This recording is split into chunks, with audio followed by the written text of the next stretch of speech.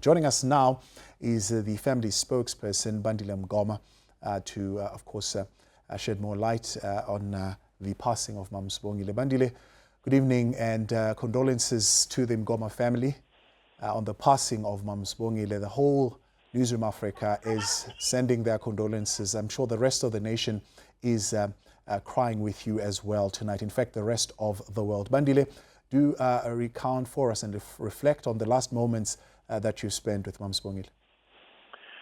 Wow, thank you for those words. Sure, the last moment was 300 and odd days away because of COVID-19. But I don't think I would want to use that as my last interaction with Auntie. I would like to believe that through the past year we did interact, even though it was via telephone, and other social means, but not physically so because of social distancing based on the COVID-19 rules. Right. Now you recount in the statement that she passed on due to complications that had to do with her stroke. She has been battling this for a while now. Yes, Mam Sibongile was diabetic.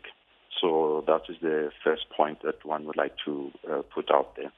And her health for the past 2-3 years or so has not been great. And so it took a turn for the worst last year. And she's been in and she was in and out of hospital. So the last admission was end of November last year. So she's been in hospital for a number of weeks. So it is related to her diabetes, and she suffered multiple strokes. So it is not COVID-19 related whatsoever. How difficult has it been, Bandile, for the family having to deal with Mam Sibongile having to go to hospital during this time of the pandemic? The word frustration is an understatement. It has been quite difficult, and it has been quite one cannot understand, but due to the environment and the times that we live in, we just had to pray from afar. We had to wish her well from afar. We had to send positive vibes, through the ether. It was not a physical interaction whatsoever. So the family has taken it very hard, and I'm sure the music fraternity and her friends was like, but how come, how can we not visit? How can we not know about it? So we had to adhere to the rules, and it's been very difficult for not being able to visit her. Now, for members of the family who closely interacted with her, even during the time of her illness, how would she have loved to be remembered? I mean, did she express that to you? Well, that has been a conversation she has had with her children, from Utepo to Ayanda to Osiabonga. So her kids know very well how she would have loved to have been remembered. She would have definitely have loved song. She would not like a situation where people are morose, where people have got their heads, bent down. She would definitely would have been, come on, guys, celebrate life, celebrate music, celebrate the richness that we have. So that is definitely so. If you were to be a witness right now at her home, grandchildren are busy running around. There's music playing in the background. Conversations are happening harshly so, in tones, but the kids and everybody else is like that. She would not have wanted this. So definitely we know how she would have loved to have been remembered. She would have wanted us to smile and just be in the moment. Yeah. I do remember how jovial they are with Ayanda in particular, having seen them interact together very closely. Who was your aunt, Mam Sibongile, at home? For many South Africans, we know her as the music. That's all we know about her. But she was a cook, I believe she was, and she would enjoy a good meal with the family? Oh, definitely so. So when we say to people that Tina will remember her as Ugogo, and Ugogo would call you from the street to say, come have a piece of apple. Yeah. You are busy playing out there, and then she calls you in and says, come have a piece of apple. I remember her as auntie, as a confidant, somebody that you could share with personal stories, personal issues. Others are friends, others. So, she could relate with a 5-year-old and also easily relate with a 70-year-old.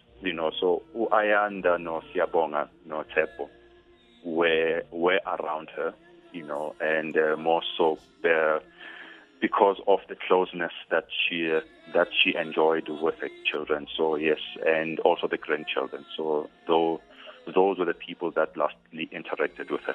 Yeah.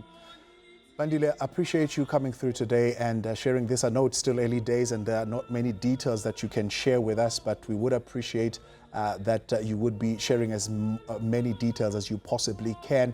Any news and any plans, conversations around memorials and how she will be celebrated, her legacy and her artistry? We are going to congregate as a family as soon as things die down, because yes, we've been trying to gather ourselves, so we will definitely not have anything by the end of this evening. So it will possibly be things that we will share from midday tomorrow onwards. But right now, we have not even gotten very far. All right. Bandile Mkhize, appreciate your time. Speaking on behalf of the family there, we appreciate you coming through tonight. I've got the National Arts Festival CEO Monica Newton as well as Lindelani Mkhize to pay their tribute. Monica, I'll start with you. Good evening and thank you for joining us.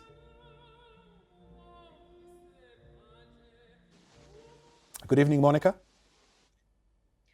Good evening. Thank you so much for inviting the National Arts Festival to join you this evening. Monica, let's talk about your tributes first and foremost, and I'm sure you would want to send your message to the family tonight. Absolutely. We join South Africa, the world, and art lovers everywhere in mourning the passing of our First Lady of Song, our beloved Dr. Sibongile Khumalo. Mom Sibongile was such an important part of the fabric and the life of the National Arts Festival. She was a Standard Bank Young Artist in 1993. She was part of our structures as she joined us on the board to lead the festival and of course on the festival committee as well. She was a regular performer. And in 2018, we were thrilled to have her as the lead soloist with our incredible 1,000-voice massed choir at Masikule, our incredible concert that we have here in Makanda that celebrates music. She was such an incredibly important part of the fabric of South African arts and culture, and she was so integral to the work and success of the National Arts Festival. She was one of us. She was part of the festival family, and we will miss her dearly. And of course, our sincerest condolences to family, friends, and of course, the broader music community who are reeling after the death of Jonas Gwangwa and now Dr. Sibongile Khumalo as well. It is an incredibly difficult piece of news to be sharing with the world. Indeed, Monica. My colleague earlier on, Kathy Mushashan, was reflecting on what the festival environment, that ecosystem will be like now without Mom Sibongile Khumalo. One can't even begin to imagine. Absolutely. And there are places in the world that cannot be filled. There are lights in our universe that once they blink out, they are gone forever. So we have been so fortunate to be touched both by her incredible performance, but her incredible leadership and sensitivity and aesthetic quality and culture that she brought to our festival. We are blessed to have had her with us for more than 28 years, working alongside us. And she will be incredibly missed and she will never be replaced. Monica, I appreciate your time. Thank you for joining us. Lindelani Mkhize, music producer as well, joining us, as I mentioned earlier, on the man who was behind the Ancient Evenings production, the very first that Mom Sibongile ever put together and recorded. Kabazela, good evening and thank you very much for your time. Your message tonight. Thabo kubuhlungu Yeah. kunzima akukhulumeki bekunje kuba wes bekwenzeka amalanga elandelana usisi Sibongile, I think I can boldly say she's one of the people called Dr. Lindelani Mkhize today, because as a young boy trying to find myself in the industry, realizing that there is a gap in the jazz space, in the jazz scenario, approaching her, which is Sibongile, you're doing great music, live music when you perform your opera, but mina ngizwa and ngibona a jazz voice la kuwena.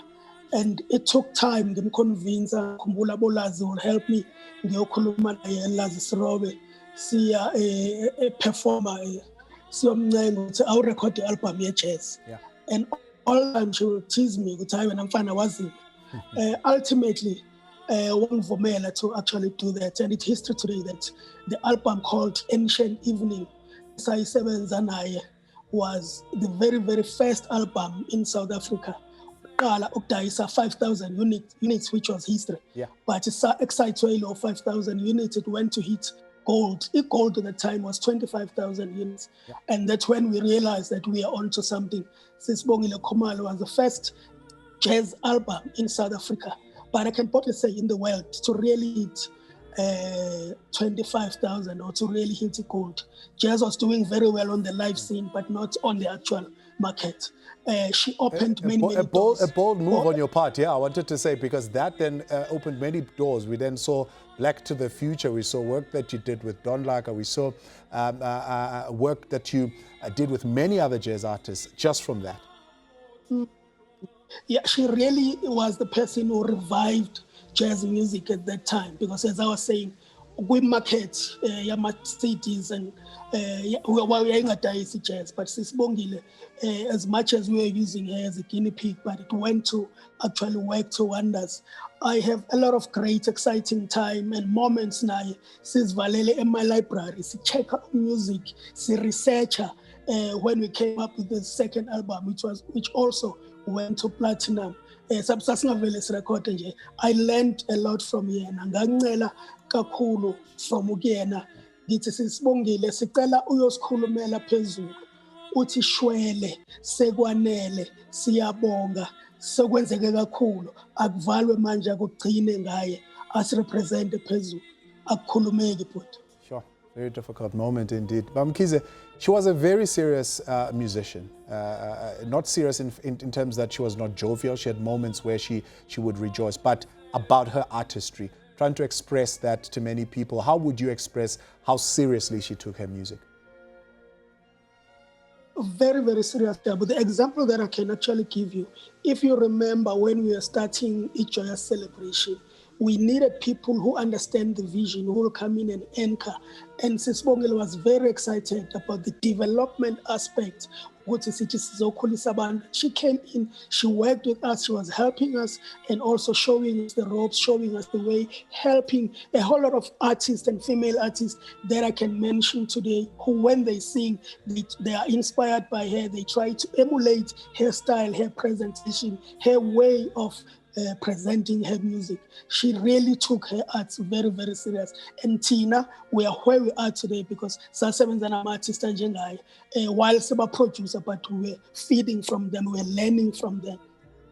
Dr. Lindelani Mkhize, I appreciate your time. Thank you very much for joining us tonight. Music producer there, Lindelani Mkhize, the man who worked very hard, as you hear, tirelessly to bring Sibongile Khumalo to recording that jazz album that went on to be a great success.